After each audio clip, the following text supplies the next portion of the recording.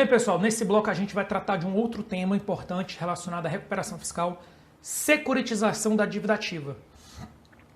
É um nome que parece assim, é um nome diferente, porque não é algo comum, pairam várias dúvidas sobre o tema, mas mais cedo ou mais tarde, essa nomenclatura, essa forma de arrecadação pode voltar a ser colocada em prática, porque atualmente ela está fora de prática e você vai ver por quê. Mas por que eu trouxe isso? Porque eu não sei o dia de amanhã.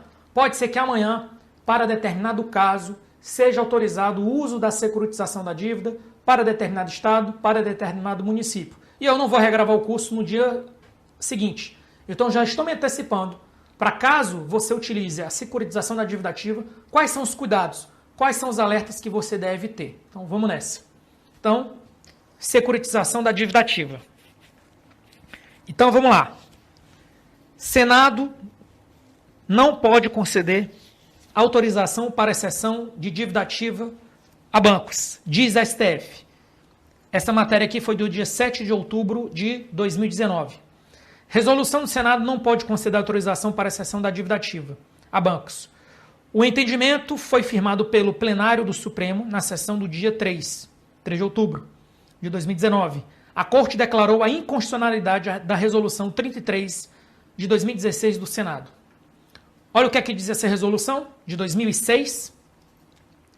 Ela diz que podem os estados, Distrito Federal, municípios, ceder a instituições financeiras a sua dívida ativa consolidada, mediante antecipação de receita, até o valor de face dos créditos, desde que respeitados os limites da LRF. A instituição financeira endossatária poderá parcelar os débitos tributários nas mesmas condições que o Estado, Distrito Federal ou município. A instituição financeira endossatária prestará contas mensalmente dos valores cobrados.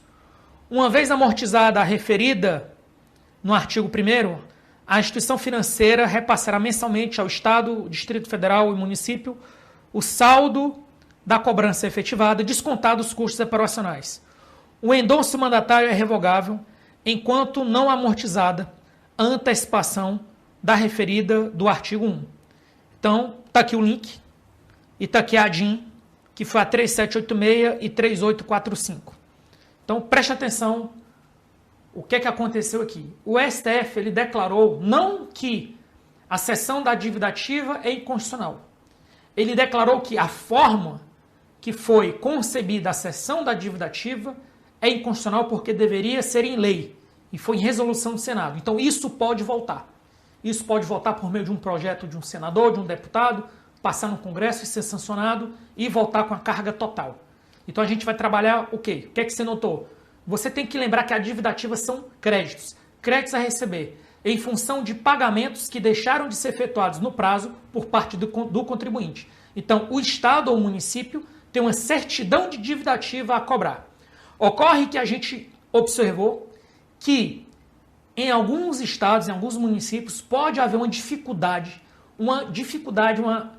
capacidade operacional reduzida para cobrar essa dívida ativa. E aí, por que surgiu a ideia dessa resolução? Para esses estados, esses municípios, passarem essa atividade de cobrança da dívida ativa para os bancos, para financeiras. Porque, em tese, esses bancos, essas financeiras, possuem mais capacidade, mais chance de obter resultado na cobrança. Porque esses bancos já trabalham com o sistema de cobrança. Então, qual é a ideia dessa resolução? Ao invés de fortalecer a estrutura de cobrança da dívida ativa do Estado, enquanto essa estrutura não se fortalece, eu vou usar a estrutura do setor privado bancário para cobrar isso aí. É interessante a ideia, mas você vai ver que tem alguns riscos, alguns desafios que eu vou trazer para você aqui. Então, em que consiste? Trata-se de ceder certidão da dívida ativa para o setor financeiro, que arrecadará em nome do ente público. Expectativa, conseguir aumentar a arrecadação. Aí, essa é a primeira expectativa. Implementar um arranjo que possibilite que o setor privado aceite títulos de diversa natureza. Provável, pouco provável e remoto, pois, normalmente o mercado financeiro quer o título bom, que já seria arrecadado em linha contínua do tempo. Os títulos ruins dificilmente seriam comprados ou comprados muito baratos. Então, preste atenção nisso aqui. Quando o filho é bonito, todo mundo quer. Então, se você tem uma dívida ativa, certo? De um contribuinte que é um bom pagador, ocorreu um caso isolado, e o banco, ele já vai ter acesso, ele pode ter acesso à análise de crédito daquele CNPJ, daquele CPF. Então, o cuidado que a gente tem que ter é ser realista. Ou seja, o próprio ente, ele tem que separar os créditos com alta probabilidade, com média probabilidade, com baixa probabilidade de sucesso.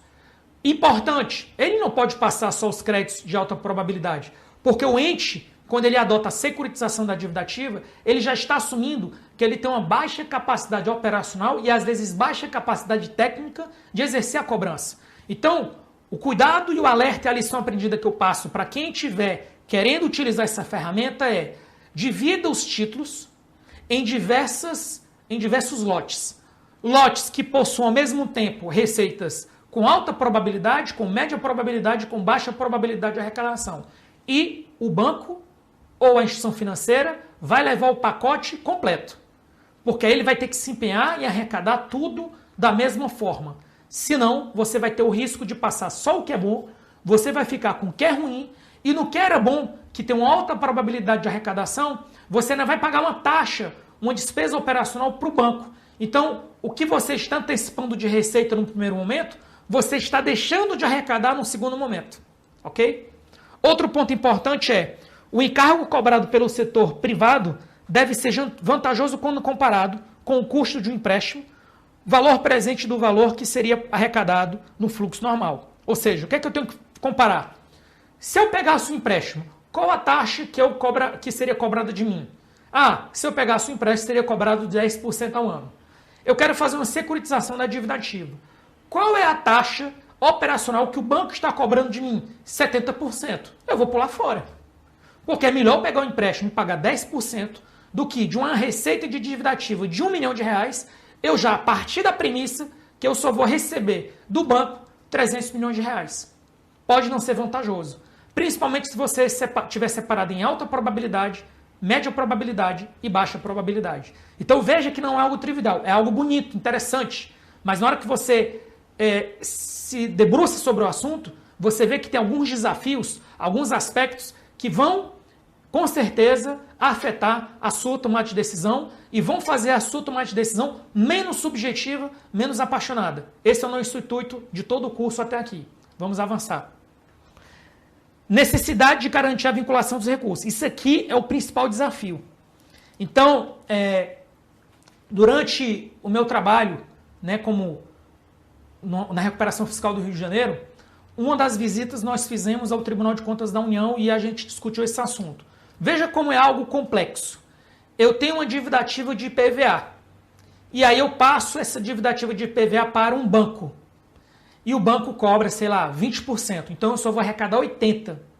Só que a gente sabe que o IPVA, metade vai para o município. Ou seja, o Estado, de forma unilateral, entendeu que poderia abrir mão de R$20 para passar para o banco para ter certeza que ia arrecadar 80%. Aí vem a pergunta: quando o banco antecipar de R$100, porque ele não vai mais receber R$100, quando o Estado receber os R$80, quanto é que ele vai passar para o município? Ele deve passar R$40, que é a metade. Alguns podem entender que seria 50, que é o valor bruto. Lembrando, do que o Estado receber efetivo, que é R$40 para ele, porque 40 vai para o município, desses R$40, parte desse dinheiro tem que ser aplicado aonde, pessoal? Com base na aula de vinculação de recursos, em saúde e educação. Então, qual é o problema? Qual o risco envolvendo a securitização da dívida ativa? O risco é: eu passo o crédito da dívida ativa de IPVA para um banco, esse dinheiro é antecipado. Esse dinheiro que é antecipado, ele deve voltar carimbado com a mesma fonte, ou com a fonte que identifique que esse dinheiro continua sendo de IPVA, sob pena de eu usar a securitização da dívida ativa para burlar, certo? Para quebrar a vinculação dos recursos. Isso é condenável. Isso é errado. Então, cuidado. Estou fazendo a securitização da dívida ativa? Estou. qual o grau de controle que eu tenho para garantir que aquele recurso que era de IPVA, mesmo que ele passe de dívida ativa de IPVA, mesmo que ele passe pelo processo de securitização da dívida ativa, ele continue sendo de IPVA e mantenha as vinculações originais. Isso não é trivial e isso deve ser pensado no seu planejamento. Próximo. Acompanhamento da vantajosidade. Deve-se verificar a taxa de retorno e o custo da operação. A taxa de retorno de uma securitização da dívida ativa deve ser superior à taxa de retorno de captar e pagar o empréstimo. E vem a última pergunta. Como tratar os títulos não convertidos? Porque, por exemplo, você passou para o banco porque o banco era mais eficiente. Então o banco ele tem que assumir algum risco. Senão ele vai devolver, olha, eu tentei, mas não consegui essa, que por um acaso era o título podre. E aí como é que fica? Então esse arranjo, ele tem que prever inclusive os casos de insucesso do banco, para o banco suportar. Ok? Então a ideia seria essa. Senão fica só vantagem para o banco. Então, num arranjo de securitização de dívida ativa, você tem que negociar muito bem os riscos que serão suportados pelo Estado ou pelo município e os riscos e custos que serão suportados pelo banco, pela instituição financeira. Ok, pessoal? Lições aprendidas. 1. Em que pese a suspensão temporária da medida, caso a mesma futuramente volte a ser permitida, deve haver um controle rigoroso da vinculação dos recursos. Ao utilizar essa ferramenta, haverá uma queda de arrecadação reflexa no estoque da dívida ativa, realizar o ajuste reflexo. E isso deve ser considerado nas projeções. Então, preste atenção. Você tem um estoque de dívida ativa de R$1 bilhão. 1 bi.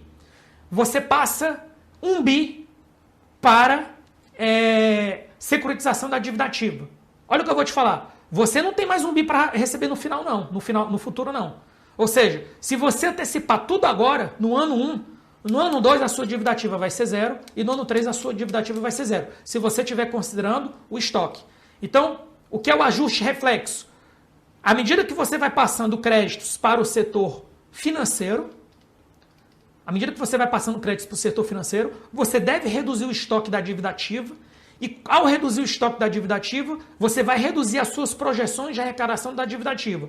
Você deve adotar o melhor que tem do rigor técnico. Você deve ser realista. Isso aqui é outro cuidado que a gente tem que ter. Ok, pessoal? Então, encerramos por aqui. Fiquem com Deus e até a próxima.